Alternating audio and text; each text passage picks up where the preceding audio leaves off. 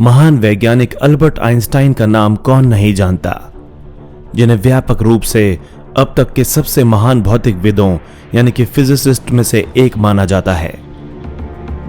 जब भी दुनिया के सबसे महान वैज्ञानिकों की बात चलती है तो उनमें अल्बर्ट आइंस्टाइन का नाम सबसे ऊपर गिना जाता है। आइंस्टाइन ने ब्रह्मांड की हमारी समझ को पूरी तरह से बदल दिया था। आज उनके सिद्धांतों की वजह से ही हम समय यात्रा के बारे में सोच सकते हैं। उन्होंने बताया कि गुरुत्वाकर्षण कैसे काम करता है, गुरुत्वाकर्षण समय पर क्या असर डालता है, यदि हम लाइट की गति से चलें तो क्या होगा, और कई ऐसे सिद्धांत जिन्होंने भौतिक विज्ञान में भूचाल ला दिया था। अल्बर्ट आइंस्टाइन को 20वीं सदी का सबसे बुद्धिमान व्यक्ति माना जाता है। इसी कारण उन्हें 1921 में उनके विलक्षण कार्यों के लिए नोबेल प्राइज भी मिला था। अल्बर्ट आइंस्टाइन का जन्म 14 मार्च 1879 को जर्मनी के एक यहूदी परिवार में हुआ था। उनके पिता का नाम हर्मन आइंस्टाइन और माता का नाम पॉलिन आइंस्टाइन था। हर्मन आइंस्टाइन एक सेल्समैन और इंजीनियर थे जो बिजली के उपकरण सप्लाई करते थे। सन 1880 में हर्मन आइंस्टाइन और पॉलिन आइंस्टाइन जर्मनी के शहर उल्म से 160 किलोमीटर दूर म्यूनिक में रहने आ गए। म्यूनिक में आने के बाद हर्मन आइंस्टाइन और अल्बर्ट के अंकल जैकब आइंस्टाइन ने एक कंपनी की स्थापना की जो डायरेक्ट करंट यानी कि डीसी के लिए बिजली के उपकरण बनाती थी। अल्बर्ट बाकी बच्चों से काफी अलग थे क्योंकि उनका सर बाकी बच्चों से काफी बड़ा था और उन्हें बोलने में भी काफी कठिनाई होती थी। कहा जाता है कि अल्बर्ट आइंस्टाइन लगभग 4 सालों तक कुछ भी नहीं बोले थे, लेकिन एक दिन उनके माता पिता दंग रह गए। जब वो खाना खा रहे थे तो उन्होंने पहली बार अल्बर्ट को बोलते हुए सुना। अल्बर्ट ने कहा था, सूप काफी गर्म है। पहली बार अल्बर्ट के मुख से कुछ सुनकर उनके माता पिता को बहुत खुशी हुई। बचपन में अल्बर्ट आइंस्टाइन को शांत रहना और अकेले घूमना बहुत पसंद था। वो अपने उम्र के लड़कों के साथ नहीं खेलते थे। वो हमेशा प्रकृति और ब्रह्मांड के बारे में ही सोचते रहते थे। जब अल्बर्ट 5 साल के हुए तो उनके जन्मदिन पर उनके पिता हर्मन आइंस्टाइन ने उन्हें एक दिशा सूचक यंत्र यानी कि कंपास गिफ्ट में दिया। चुंबकीय कंपास देखकर अल्बर्ट आइंस्टाइन को बहुत खुशी हुई, लेकिन उनके मन में एक सवाल जन्मा कि आखिर क्यों इस कंपास की सुई हमेशा उत्तर दिशा की ही ओर रहती है।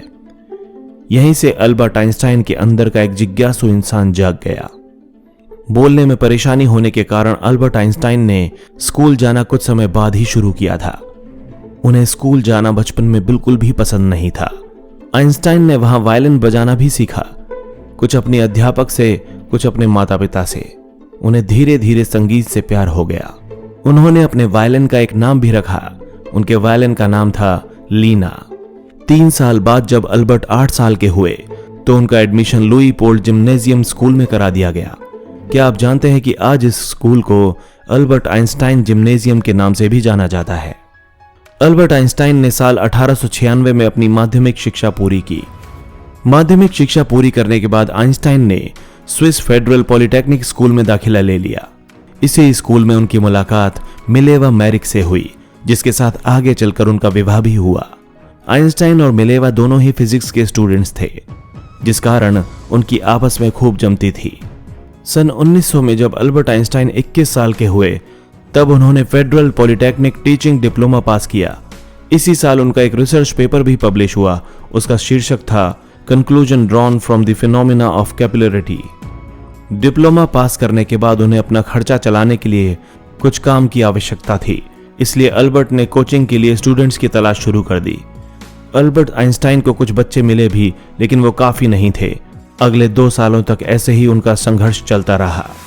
साल 1901 में अल्बर्ट आइंस्टाइन को स्विस नागरिकता मिल गई और साल 1902 में जब अल्बर्ट 23 वर्ष के थे तब उनको स्विट्जरलैंड के बर्न के federal institute of intellectual property में एक असिस्टेंट एग्जामिनर की नौकरी मिल गई। ये नौकरी अल्बर्ट आइंस्टाइन के लिए बहुत अच्छी थी क्योंकि यहाँ उन्हें कुछ ही घंटे काम करना पड़ता था। अल्बर्ट को अपनी रिसर्च करने और उन्हें पब्लिश करने के लिए काफी वक्त मिल जाता था। उनके लिए एक और अच्छी बात यह थी कि जो भी एप्लीकेशन पेटेंट ऑफिस में आती, आइंस्टाइन उसे बहुत अच्छे से पढ़ते थे। इससे उनका ज्ञान और भी बढ़ता चला गया। पेटेंट ऑफिस में काम करने के साथ साथ अल्बर्ट पीएचडी भी कर रहे थे। कड़ी मेहनत से उन्होंने 30 अप्रैल 1905 में यूनिवर्सिटी ऑफ ज्यूरिख से पीएचडी की डिग्री हासिल कर ली। इसी साल अल्बर्ट आइंस्टाइन ने 4 अनोखे रिसर्च पेपर्स को प्रकाशित किया। Photoelectric effect, Brownian motion, special theory of relativity और the equivalence of mass and energy पर यह पेपर आधारित थे। ये ऐसे सिद्धांत थे जिन्होंने दुनिया की सोच को पूरी तरह से बदल कर रख दिया था। इन सभी सिद्धांतों और खोजों की खास बात यह थी कि इनकी खोज आइंस्टाइन ने केवल 26 वर्ष की उम्र में ही कर ली थी। फिर क्या था, अल्बर्ट की प्रसिद्धि बहुत ही बढ़ती चली गई और वो यूनिवर्सिटी ऑफ बर्न में प्रोफेसर बन गए। इसके बाद अल्बर्ट आइंस्टाइन सन 1909 में स्विट्जरलैंड के ज्यूरिक चले गए, जहां पर उन्होंने यूनिवर्सिटी ऑफ ज्यूरिक में प्रोफेसर की नौकरी की।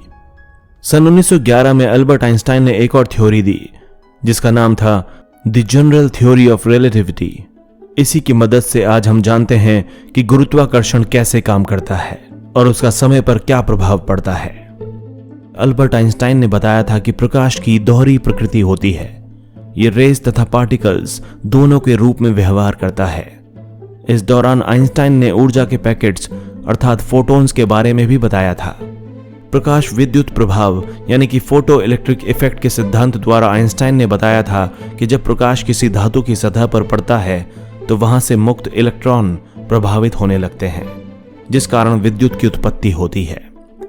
क्योंकि इस सिद्धांत ने प्रकाश ऊर्जा तथा विद्युत ऊर्जा की उत्पत्ति की व्याख्या की थी, इसलिए इस सिद्धांत को फोटो इलेक्ट्रिक इफेक्ट कहा गया। ब्राउनियन मोशन, आइंस्टाइन ने ब्राउनियन मोशन की भी खोज की थी। ब्राउनियन मोशन में पार्टिकल्स की गति जिगजैग आकृति में होती है, जिसका अवलोकन आइंस्टाइन ने परमाणु के निलंबन के दौरान किया था। सापेक्षता का सिद्धांत, सापेक्षता के सिद्धांत को स्पेशल थ्योरी ऑफ रिलेटिविटी के नाम से भी जाना जाता है। इसका प्रकाशन भी साल 1905 में ही आइंस्टाइन के शोध पत्र में हुआ था। यह सिद्धांत गुरुत्वाकर्षण और समय दोनों के बीच परस्पर प्रभावों की व्याख्या करता है। इसके अलावा इस सिद्धांत में सापेक्ष गति की व्याख्या की गई है।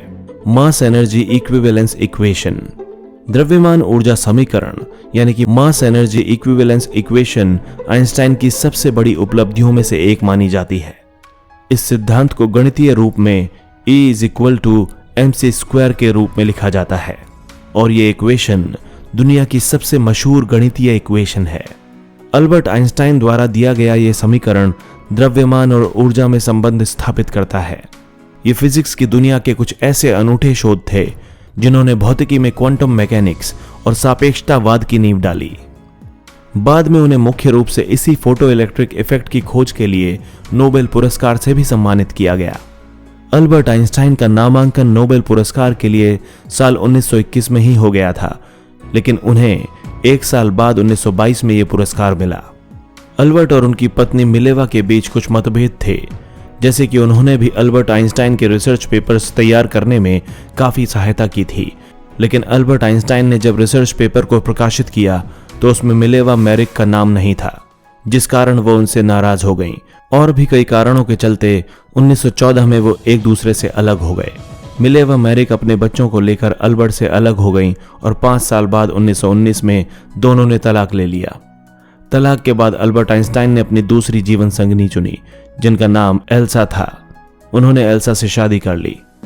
2 अप्रैल 1921 में अल्बर्ट ने पहली बार यूएसए के न्यूयॉर्क शहर में कदम रखा, जहां उन्हें कोलंबिया और प्रिंसटन यूनिवर्सिटी में लेक्चर देने के लिए बुलाया गया था। अल्बर्ट आइंस्टाइन साल 1930 में दूसरी बार यूएसए में गए और कुछ समय तक कैलिफोर्निया इंस्टीट्यूट ऑफ टेक्नोलॉजी में एक रिसर्च फेलो के रूप में काम किया। इसके बाद वे वापस बर्लिन आ गए, लेकिन साल 1933 तक हिटलर जर्मनी में बहुत ताकतवर हो चुका था। उसने यहूदियों को सरकारी नौकरियों से निकलवाना और उन्हें मारना शुरू कर दिया था। इसी कारण अल्बर्ट आइंस्टाइन ने जर्मनी को छोड़ने का निर्णय लिया। अल्बर्ट और एल्सा 1933 में वापस यूएसए आ गए। वहां पर उन्होंने प्रोफेसर के रूप में काम किया। 7 साल बाद अल्बर्ट आइंस्टाइन को यूएसए की नागरिकता मिल गई। 17 अप्रैल 1955 को अल्बर्ट आइंस्टाइन की मृत्यु हो गई। उनकी मृत्यु का कारण इंटरनल ब्लीडिंग था। अल्बर्ट आइंस्टाइन की मृत्यु प्रिंसटन के एक हॉस्पिटल में हुई थी। उस समय उनकी उम्र 76 वर्ष थी। आइंस्टाइन से जुड़े कुछ रोचक तथ्य।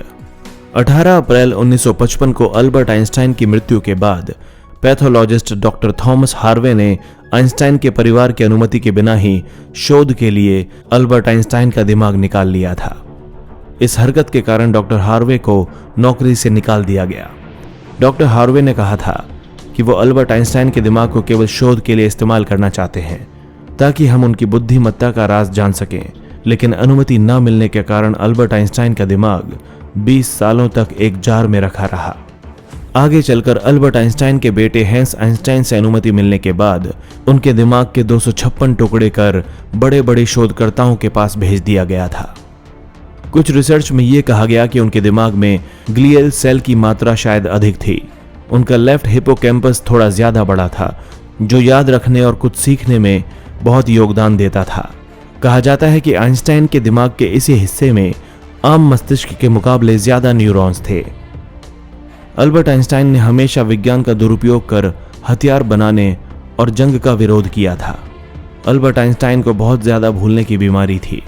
एक बार वो ट्रेन में सफर कर रहे थे, तभी वहां टीटी आया, लेकिन अल्बर्ट आइंस्टाइन का टिकट कहीं गिर गया था, तो वो उसे ढूंढने लगे। तभी टीटी बोला कि सर, मैं जानता हूं आपने टिकट लिया होगा, आप उसे मत ढूंढिए।